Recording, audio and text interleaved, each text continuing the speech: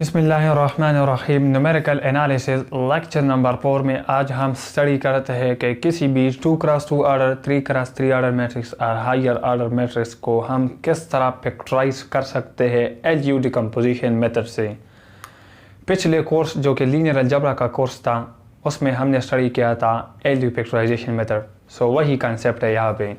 तो चलिए सीखते हैं factorization of a matrix using LU decomposition method. LU decomposition method को जब हम फैक्टराइज करते हैं तो इसी के लिए ये ज़रूरी है कि मैट्रिक्स स्क्वायर होना चाहिए। स्क्वायर का मतलब ये है कि नंबर ऑफ रोज और नंबर ऑफ कॉलम का जो फ्रिक्वेंसी है जो तादाद है वो सेम होना चाहिए, इक्वल होना चाहिए। अगर रो 3 है तो कॉलम 3 होने चाहिए, अगर रो 2 है तो कॉलम 2 होने चाहिए। सही है, तो तभी हम फैक्टराइजेशन कर सकते हैं।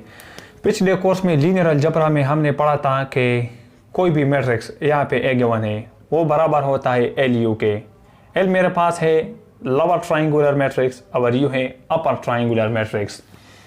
ट्राइंगुलर मैट्रिक्स के दो किस्म है, एक होता है अपर ट्राइंगुलर, एक होता है लोअर। मिसाल के तौर पर हमारे पास एक मैट्रिक्स है, let's suppose A is equal to 1 2 3 और 4 5 0 0 0 0। ये एक 3x3 ऑर्डर मैट्रिक्स है। तो इसमें क्या है कि ये क्या है, मेन डायगोनल एंट्रीज है 1 4 5। तो जब मैट्रिक्स में मेन डायगोनल के बिलो वैल्यू 0 आ जाए तो इसी मैट्रिक्स को हम अपर ट्रायंगुलर मैट्रिक्स कहते हैं। अपर ट्रायंगुलर इसलिए कहते हैं इसमें जो ट्रायंगल बनता है वो ऊपर होता है, किस चीज़ के, 0 डिग्रीज 0 वैल्यूज़ के। और दूसरा होता है लोअर ट्रायंगुलर मैट्रिक्स जिसमें क्या होता है, ये है 1 2 3 डायगोनल एंट्रीज और ये है नॉन डायगोनल। सही है, 4 5 6, जिसमें एंट्रीज क्या होते हैं, above the main diagonal. Above the main diagonal जब एंट्री 0 होता है वो लोअर ट्रायंगुलर होता है, इसमें ट्रायंगल बिलो द 0 होता है। तो यही कंसेप्ट है यहाँ पे। ए मेरे पास है 2 3 1, यहाँ पे पुटिंग करते हैं फार्मूले में। ये हमने सीखा ये फार्मूला अलजेब्रा में। इसी का जो वीडियो का जो लिंक है वो मैं डिस्क्रिप्शन में दे दूंगा। फिर 1 2 3 है, 1 2 3, फिर है 3 1 और 2। This will be equal to L. L क्या है, मैंने बताया कि एल लोअर ट्रायंगुलर मैट्रिक्स है जिसमें जो ऊपर एंट्रीज हो वो 0 होंगे। तो यहाँ पे एंट्री 0, यहाँ पे और ऊपर उधर। फिर क्या होंगे इसमें, यहाँ पे क्या होगा, हम लेंगे 1 लेंगे, यहाँ पे भी 1 और यहाँ पे भी 1। और ये क्या होगा L21, ये क्या होगा L31, ये क्या है L32। इसी में जो है ना मेन डायगोनल एंट्रीज 1 होते हैं, ये 0 होते हैं। यहाँ पे L21 मैंने इसलिए लिखा कि ये सेकंड रो है, फर्स्ट कॉलम है तो L21। और L लोअर के लिए इसको 31 इसलिए लिखा कि थर्ड रो है, फर्स्ट कॉलम है, थर्ड रो है और सेकंड कॉलम है। मल्टीप्लाइंग यू करते हैं, यू मेरे पास क्या है, यू मेरे पास है अपर ट्रायंगुलर मैट्रिक्स जिसमें क्या है, ये एंट्री 0 होंगे, ये और ये।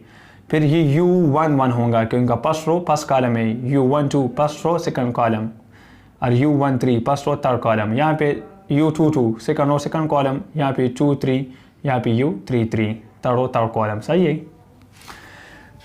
यहाँ पर सिर्फ इन चीज़ों का ख्याल रखना है। यहाँ पे 1 1 होगा, यहाँ पे नहीं होगा 1 1। अभी ये तो नीचे आ जाएगा, इसको हम नहीं चढ़ेंगे। यहाँ पर मल्टीप्लिकेशन करते हैं तो 1 इंटू U11 क्या देगा, U11, ये 0 ये 0। सही है। फिर 1 इंटू U12 देगा, फर्स्ट रो सेकंड कॉलम, ये 0 और ये भी 0। First row third column U13 देगा और 0 और फिर 0, फिर सेकंड रो और फर्स्ट कॉलम तो L21 और U11। फिर ये क्या देगा, ये तो हो गया, फिर ये भी 0, फिर ये भी 0, फिर सेकंड रो सेकंड कॉलम तो L21 और U12 है। सही है, L21 U12, फिर ये U22 देगा प्लस U22 और ये 0 देगा, फिर second row third column L21 U13, फिर U23 और फिर 0। सही है। फिर third row first column L31 U11 और ये 0 ये भी 0, फिर L31 U12 plus L32 U22 और ये 0। फिर सही है, L31 U13 हो जाएगा, L31 और क्या U13 और फिर L32, दूसरा क्या U23 है, फिर दरमियान में प्लस 1 इंटू U33। सही है, अभी और कुछ बाकी नहीं है, बस ब्रैकेट क्लोज करें, मैट्रिक्स को क्लोज करें। यहाँ पे क्या है 2 3 1 1 2 3 और 3 1 2, यहाँ पे इक्वलिटी का साइन है। तो मैट्रिक्स इक्वल कब होंगे, जब उसके करस्पॉन्डिंग एंट्रीज इक्वल हो। करस्पॉन्डिंग एंट्रीज से मुरादी 2 U11 ये इक्वल होंगे, U11 2 के बराबर आ गया। फिर है ये इस entry U12 will be equal to 3, U12 will be equal to 3। फिर इसके बाद क्या है 1 will be equal to U13, U13 किस चीज़ के बराबर है 1 के, U13 1 के। फिर L21 U11, L21 U11 की वैल्यू है 2, दिस इज इक्वल टू 1। तो L21 किस चीज़ के बराबर आ जाएगा, हाफ के बराबर आ जाएगा। फिर क्या है 2 बराबर होगा इसका, किसका L21 U12, L21 U12 सही है, L21 U12 प्लस U22। अभी क्या है L21 मेरे पास है, बिल्कुल है, हाफ है, और ये क्या है ये 3 है। सो L21 हाफ है और U12, सो इससे 1.5 आ जाएगा। तो 1.5 को इसी साइड पे शिफ्ट करो, तो 2 माइनस 1.5 देगा 0.5, जो कि हम लिख सकते हैं U22 is equal to half हो। सही है। फिर इसकी बारी है 3 किस चीज़ के बराबर है L21 के, L21 मेरे पास है हाफ, U13 क्या है U13 1 है, और फिर U23 है, U23 है। तो यहाँ से 0.5 आएगा ना, 0.5, और इस साइड पे शिफ्ट करो 3 माइनस 0.5 पे 2.5 आता है। इसका मतलब U23 है 5/2, 2.5 को हम इस तरह लिख सकते हैं। फिर इसी के बारे है 3 this should be equal to L31 क्या है, L31 नहीं है, U11 है, U11 2 है, सो 2 L31 हो जाएगा।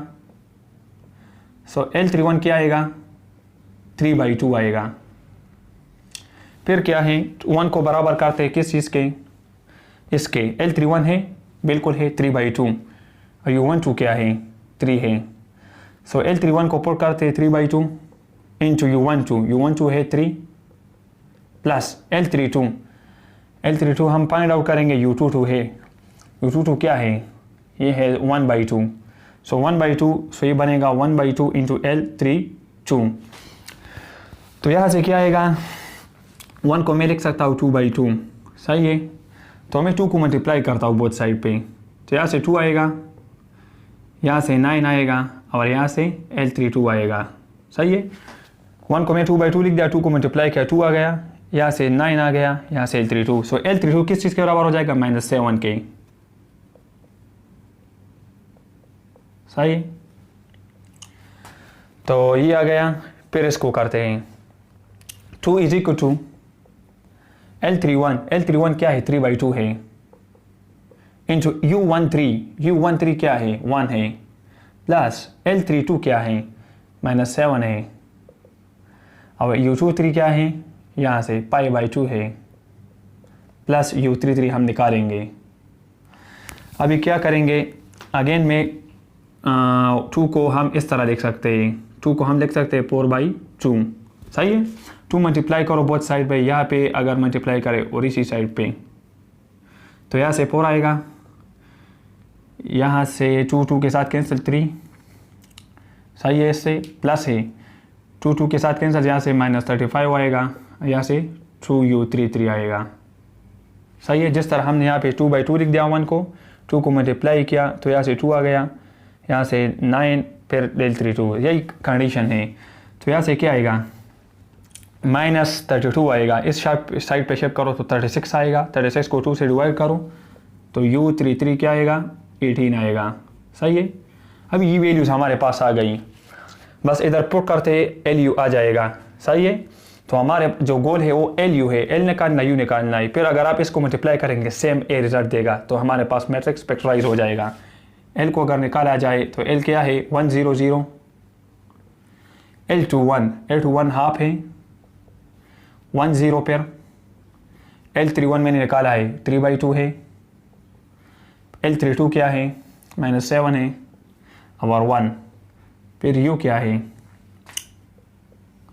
u1 1 2 है, u1 2 3 है, u1 3 1 है, 0 0 0, u2 2 क्या है, हाफ है, u2 3 5/2 और u3 3 क्या है, 18 है।